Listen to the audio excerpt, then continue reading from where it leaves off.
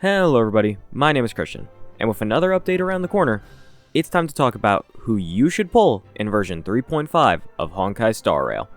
For this update, we have the return of DOT with the newly buffed Kafka and the master musician Hysolins. After those two, we'll see a wave of supports with the chess master Saridra and the hacker extraordinaire Silverwolf. On top of all this, the fake collab characters are still out and available for anyone who may want them. With all that said, let's get into it. If you haven't already, consider subscribing down below. I also have channel memberships that give you things like early video access and even account reviews. If you enjoy the channel, consider becoming a member today and join our Discord down below. Alright, back to the video. As a quick note at the start here, I won't be going over the fake characters again for obvious reasons. However, now that the characters have been out for a bit, you can more clearly see their powers and capabilities. These are two fairly strong characters who both excel in different areas and are absolutely still worth your pulls if you haven't grabbed them yet. Now, let's move on to the actual new characters of this update, starting with Hysolins. I will make it no secret, Hysolins is my personal most typed character of this update. I already have Kafka and Silverwolf, and Hysolins being DOT is something I've wanted for a very long time. A true support that embodies and supports DOT, rather than just using Robin and Ron May because they're strong. Hysolins is a physical nihility 5-star, and is unlike any other character specializing in DOT. She and Black Swan share a similar role, but the result of this role is completely different in most cases. Black Swan loves applying debuffs and is the real damage dealer of the DOT team. Kafka is the enabler for this damage with her skill and follow-up detonating DOTs. So, what does Hysolins do then? Hysolins applies debuffs that serve to make your other DOT characters even stronger than before, all while dishing out damage all on her own. With her talent, Hysolins has a chance to apply random forms of DOT every single time she attacks. This pairs perfectly with Black Swan, giving her more chances to inflict Arcana stacks since she has a chance to inflict a stack every time an enemy receives DOT. Moving on to her skill, Hysolins increases damage taken by all enemies while also doing damage. Pretty simple, but increasing damage taken is always a benefit, especially in DOT teams who only really scale on attack. This now brings us to the best part of Hysolins, her ultimate, Maelstrom Rhapsody. This ultimate creates a zone on the field for 3 turns, dealing damage initially and reducing enemy defense while the zone lasts. Whenever enemies in the zone take DOT damage, Hysolins will deal even more DOT damage on top of it. I imagine there's a cap on this, otherwise Black Swan's 50 stacks of Arcana would like to have a chat. Either way, this is incredibly powerful, and with Hysolins constantly stacking unique DOTs, she can make great use of it herself even without someone like Black Swan. The last note on Hysolins' kit comes from paying close attention to the special program. While her technique will apply DOT at the start of battle, if you look closely, she also enters battle with her zone active, giving you the same 3 turns as her ultimate. With DOT characters usually not having massive energy requirements, maintaining her ult's uptime should be easy. Hysolins is a great character that not only furthers what Black Swan was with giving vulnerability and reduced defense, but offering a way to make all DOT damage even more impactful. Hysolins is going to be a massive upgrade for any DOT player, and will have even some usability elsewhere, not locking her to just one team. Acheron is coming, folks. She is inevitable. So, you should pull Hysolins if you're a DOT player. This much is obvious, but I really cannot recommend her enough for anyone with Kafka and Black Swan. You should pull Hysolins if you're an avid Acheron player without better options, or you want someone who can serve as a debuffer for your other teams. Hysolins having the ability to increase damage taken, reduce defense, and deal damage is invaluable, and she'll make for a great character in this archetype for a very long time. With Hysolins done, we can move on to her banner partner, Kafka. Kafka is what I describe as the true engine of DOT, with her skill being a unique ability that is spammable and high damaging. With her new buffs as well, Kafka has become an even greater version of what she was, detonating DOTs at a speed unseen before. While I've already talked about her in my video about buffed characters, it won't hurt to go over her again, especially with Hysolins being a perfect partner for Kafka. Kafka is a lightning nihility 5-star, and is pretty essential to any good DOT team. Her bread and butter comes from her skill and follow-up attack. These 2 moves alongside her ultimate will detonate DOTs on enemies. This means you can instantly get the damage you need without waiting for the enemy to take its turn. Kafka's buffs have supercharged her when built well, allowing her to pump out an ult and multiple follow-ups every single turn basically.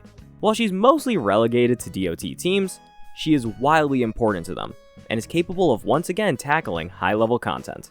You should pull Kafka if you're getting Hysolins. If you do not have Kafka, I really cannot stress how important getting her is at this point. She is a great character and is a key part to any DOT team. Otherwise, if you have Black Swan or simply like DOT, Kafka is a great pickup.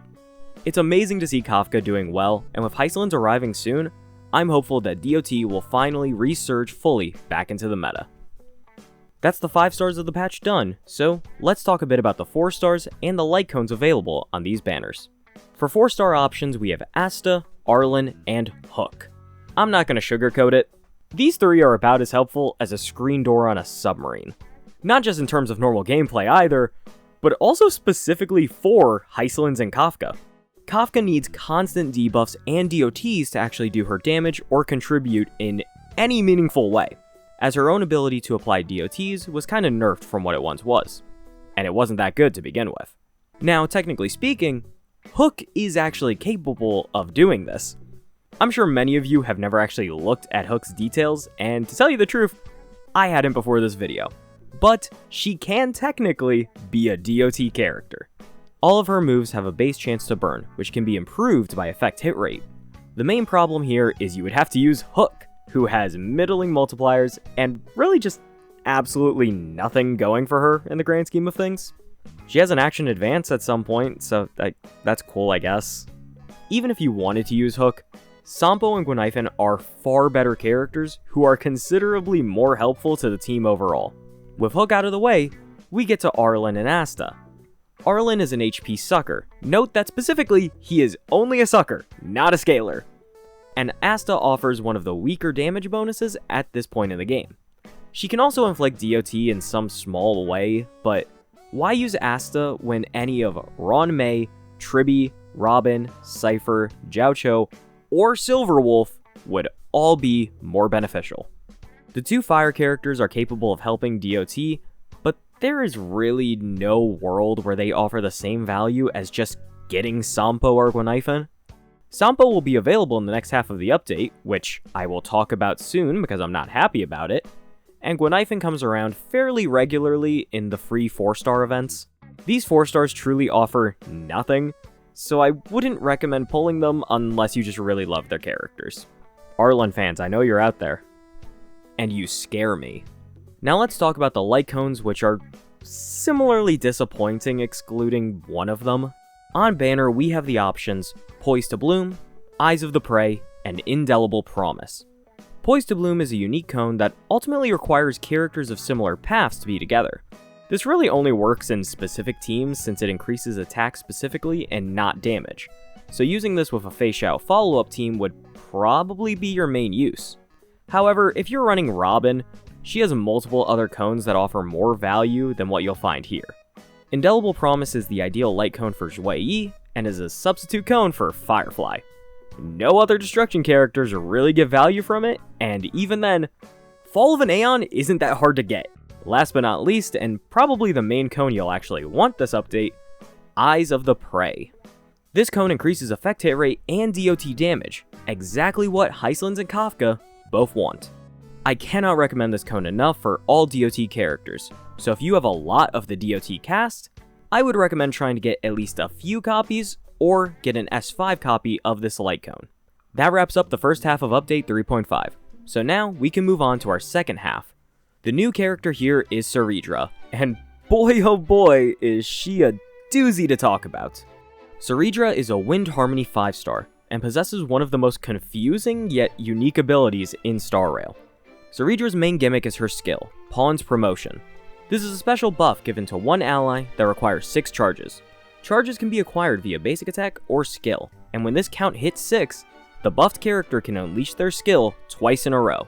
For Finon, this means 4 core flame stacks in base form, and for Anexa, can mean 4 skills in a row since his extra skill will always trigger. Any character who makes use of their skill repeatedly can take advantage of this buff. Some other examples would probably include Mighty, Archer, and technically even the Herda and Zila. The two characters I mentioned previously though will be the ones capable of taking advantage of it the most. Suridra's ultimate is a move that really helps further the charges she gets. While the special program focuses mainly on the attack it does, Suridra actually gains charge by using this attack. It gives her 2 additional charges, meaning you'll only need 4 attacks to get her full buff. While I wish I had a bit more to say about Suridra, that's seemingly it actually. She's a character who has her entire purpose focused on one move, and her kit very much supports that. While I'm sure there's more than meets the eye, Suridra is definitely still an interesting character, and possesses a great deal of strength when paired with the right characters. She may not be the perfect support for most of the cast like a Tribby, Cypher, or Sunday, but in her signature teams, she'll outperform other options for sure. You should get Suridra if you have Finon or a Nexa. These are her best characters, and they both require some of the most common supports in the game. I'll be making a whole video about it eventually, but characters like Suridra and Cypher serve a great purpose in freeing up other supports for more characters. Suridra excels with these characters, and more importantly, can free up someone like Sunday, Tribby, Robin, or anyone else for another one of your teams. With a new endgame mode coming soon requiring 3 whole teams, keeping this in mind is going to be crucial for team construction. Now on to Suridra's banner partner, Silverwolf. Silverwolf was also buffed recently, and is arguably one of the best supports in the game right now, no questions asked. While her value may not be immediately obvious, it's there for sure. Silverwolf is a Quantum Nihility 5-star, and serves as one of the best defense shredders in the game. Her whole job is to use her skill, ult the enemy, and then keep ulting them as they cry for a mercy that will never come. Silverwolf is capable of reducing enemy defense by 57% all on her own, not taking into consideration any light cone effects. Her skill also reduces enemy res by 20% for whatever element your primary attacker is, implanting that element on them. On top of even that, her skill can reduce all type res by 13%. If you weren't keeping track, that's a combined damage boost of over 60%. This all comes within the first turn as well. Silverwolf is an absolute machine at applying debuffs, and offers probably the best shred in the entire game at this point. This can ultimately pair super well with other characters who can reduce enemy defense, like for example, a Nexa. With his signature light cone, a Nexa can reduce enemy defense in total by 40%. Combined with Silverwolf's shred, you get roughly 107% more damage. This is incredible, and while a Nexa likes other options too, Silverwolf is a phenomenal choice when running him as your main DPS. The other premier characters to make use of Silverwolf right now is Archer. She offers everything Archer wants. She's fairly skill point friendly, can heavily increase his damage through debuffs, and can make sure he never has to fight an enemy that isn't quantum weak. She has many more slots in great teams, and as more DPS are introduced into the game, I wouldn't be surprised at all to see this new Silverwolf being a competitive option for all of them. So, you should pull Silverwolf if you have a character who can make good use of her like a Nexa, Acheron, or Castorus. Or you should pull Silverwolf if you have no other defense shredders / vulnerability adders on your account. Silverwolf is in a great place right now, and it's absolutely amazing to see. These buffs have done incredible things, and if Silverwolf and Kafka are any indication, I really look forward to seeing what future buffs the HSR devs cook up. That's our 2 5-stars down, so let's talk about the 4-star options we have available this half. Starting with 4-star characters, we have Sampo, Xingshui, and Dan Heng available. Huh? Alright, so I've alluded to this already, but I hate that Sampo is on this banner rather than Kafka's. This is a pretty cheap move, and it really feels like a kick in the teeth for players, not offering the best cheap DOT option on the DOT banners. The other characters here are also absolutely nothing to ride home about, unfortunately. Dan Heng is pretty useless overall nowadays, but hey, his new form looks great, so I'm excited for that at least. Xingshui, while still the favorite DPS of many players, doesn't really benefit much from either of these two characters. Silverwolf isn't bad for her, but her optimal teammates almost without a doubt are still Sparkle and Sunday. She needs the constant skill points and action advance to keep being useful. Overall, the 4 stars this time around for the whole update are just pretty disappointing, and I wouldn't advise pulling unless you just really want them or to complete their Eidolons. Now let's talk about light cones, which... Wow, I'm just not allowed to be happy today, huh? Your 4-star light cones are Birth of Self, Swordplay, and Good Night Sleep Well. I was definitely exaggerating a little, as 2 out of 3 of these cones are actually fairly solid. Birth of Self is the exception, unfortunately. Not really providing much value overall, in my opinion, so we're skipping it. Swordplay, on the other hand, is the best free-to-play light cone option for most hunk characters, beating out Cruising if you have enough crit rate. Good Night Sleep Well is also a solid option for Nihility characters, granting you a massive 72% damage increase with 3 debuffs on the target. Definitely solid options all around, maybe just not for this specific set of characters. As we wrap up here, I do want to quickly touch on our newly announced 5 stars of Dan Heng and Evernight. While we know nothing about these characters, these are 2 characters that matter a great deal to most of the player base, and they'll be coming up quicker than you think. Just a quick reminder that every character will rerun, so maybe look to save if one of those 2 sounds more appealing to you. I now want to go over my final opinions on the banners overall. This is a patch filled with niche characters who are all great, but mainly in certain scenarios. If you don't already have pieces that work well with these characters, it may ultimately be hard to get good value out of them. None of these characters are really going to be like a Sunday, a Tribby, a Cypher.